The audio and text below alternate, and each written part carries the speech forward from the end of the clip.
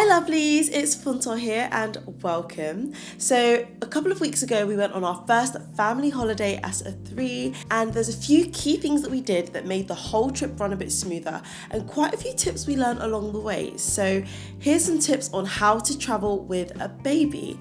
Let's get into it. So the biggest tip I can give you when it comes to traveling with a baby is to work with their routine.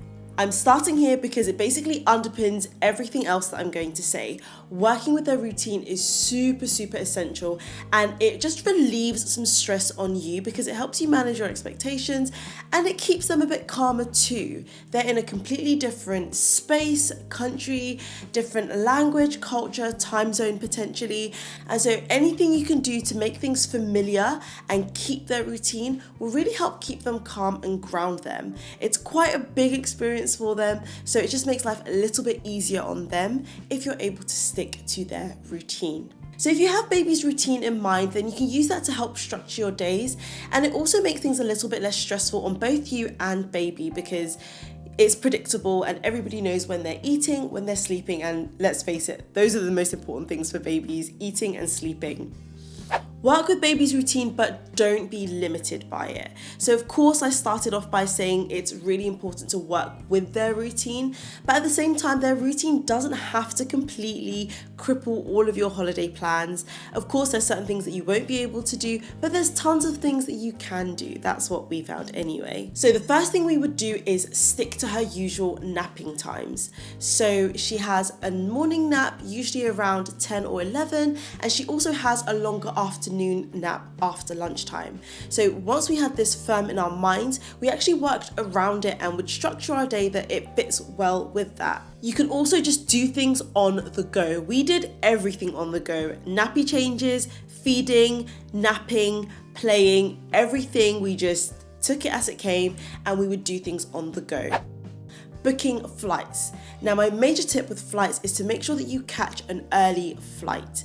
This means a flight that will arrive in your destination during the day, ideally in the morning or early afternoon. Now this is an important tip because it relates to safety. What we found is that it was a lot easier to navigate a new country when we were arriving when it's still daylight. We could see everything, hear everything, and it's just easier to navigate a new space during the day. Now when it comes to baby's routine, getting an early flight meant that she was able to have her first nap of the day during the flight. Granted, it was a short flight, about 3 hours, but she was able to sleep for most of it and it did her some good. It also meant that by the time we'd arrived in our destination, she was awake and alert, and we were easily able to transport her about and settle her into our hotel. If you're doing a long haul flight or an overnight flight, I recommend the similar principle of trying to catch a flight that does go overnight and arrive in your destination in the morning. I'd also say for the flight, you could also pack a couple of toys, snacks, and things to keep them entertained. So on the flight, we took just a couple of baby snacks and fingers, which meant that if she was getting a bit fussy, we gave her a little snack and it did the job. She's definitely my baby. She likes food. And then we also brought along her favourite book and a few of her favourite toys that wouldn't roll around and they were easy enough to keep track of. On to hotels. Get a hotel that offers a lot of different activities. So the hotel we stayed at had multiple different restaurants within it. It also had access to the beach, it had a swimming pool, it had a spa, and transport links directly from the outside of the hotel that would take us into town. The reason why it's helpful to have a hotel that offers lots of different activities is that it gives you a bit of flexibility with your routine. We found that there were a few days when we just wanted to lie in for a little bit longer, or we just needed a bit of a chill day, and it didn't feel like we were totally missing out on all of the things that the location had to offer because our hotel was offering some of those activities and we actually wanted to experience them. Our hotel also included breakfast, which was really good because it was one less meal to think about, and it also meant that we were able to give the little one a nice full and filling meal before we went out for the day. So you might want to consider getting a hotel room that comes with breakfast as well. It's one less meal to worry about. Pack efficiently rather than excessively. Now, if you're anything like me, I absolutely hate forgetting something when I'm packing for a holiday, and it's really hard to get the balance between packing enough for every event, particularly with a baby, blowouts and all those glorious things, and also making sure that you just have enough that you're not burdened with a lot of luggage. We found that having more luggage would just be a burden, and we really didn't want to have too many moving parts. So how we did that was by thinking about the core things we needed. Think sleep, transport, food, and special needs. So I started by setting out all the outfits that my little one would need, an outfit for every day, plus pajamas and a backup outfit. And then thinking of food, I packed a couple of snacks for her. So this was good when we were on the go. I knew that we would be doing tours of the city, and if ever she needed something just to keep her going while we were between meals, she had snacks, and they were great for keeping her calm. I also packed all of her toiletries and any special needs that she may have had. Those are probably things actually you want to pack first.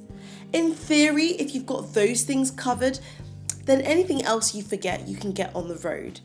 Try to organize your luggage as well. Use packing cubes, people. I cannot recommend them enough. I found these packing cubes from Amazon and they have changed the game when it comes to packing luggage. I like really organized luggage. I don't know if that's a bit weird. Comment down below if you can relate, but it just made it easier when we were sharing a suitcase with the little one. We each had a case for smaller things like underwear, and then larger cases for our clothing, and it just meant that it was so easy to navigate throughout the whole trip. It was easy to find things, and it also made packing on the way home super easy as well. Honestly, I can't recommend them enough. I would just recommend that you double check the size of your cubes before you order them. Along with packing cubes, I'd also recommend using laundry bags. So what I did is that I used the laundry bags to collect laundry as we went along, and it just meant that when I got home, all the laundry was already separated, and it was super easy to just drop that all into the utility room and deal with the laundry separately. You can also use them very much like packing cubes. Pack early as well. I hate last minute packing, and I think last minute packing makes everything more stressful, especially when you've got a little one and you don't want to forget things like nappies and essentials that just make things easier for them. Or even if you do run out of time and you need to pack last minute, start making a list as you go along of key things that you make sure that you don't want to forget. Make sure you bring a collapsible stroller as well as a baby carrier. Now, I'm so glad we ended up bringing our baby carrier as well as our stroller, because we got so much use out of both of them. Also, it depends on where you're traveling and the kind of holiday you're having. We definitely had a bit of a walking holiday. We took some days where we went into the old town and we walked around for quite a lot of time. So granted, that may not be everyone's holiday, but you're bound to need to transport your baby from A to B, and having the flexibility of both was a winning couple, and I highly recommend it. And definitely check your airline requirements. Oftentimes you can carry a stroller, a car seat, and a travel crib. I think up to 3 or so items additional for your baby for no additional cost. We also used the baby carrier for the airport. So this was super handy, because we found that we actually liked having her in the carrier. So what we did is that we'd carry her through customs, which was nice and quick and easy to do. It just made things a little bit easier and a little bit smoother. So I think definitely take both of them. Pack a travel crib or a playpen.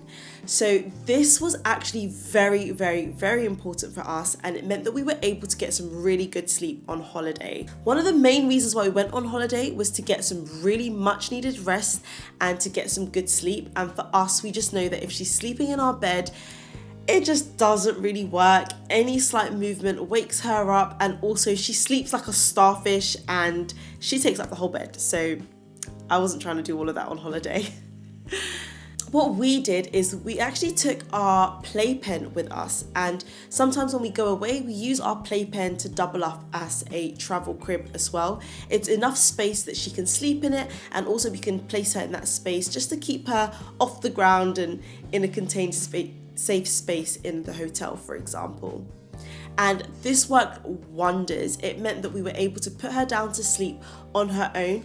You can also do the same thing with a travel crib, or alternatively, you can inquire from the hotel before you get there whether or not they offer cribs or some sort of sleeping arrangement that would work for your little one. So definitely check your hotels beforehand and plan for their sleeping arrangements, because it will do you some good, and you'll thank yourselves that your little one is sleeping so that you can as well.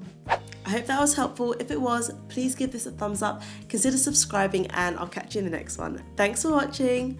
Bye.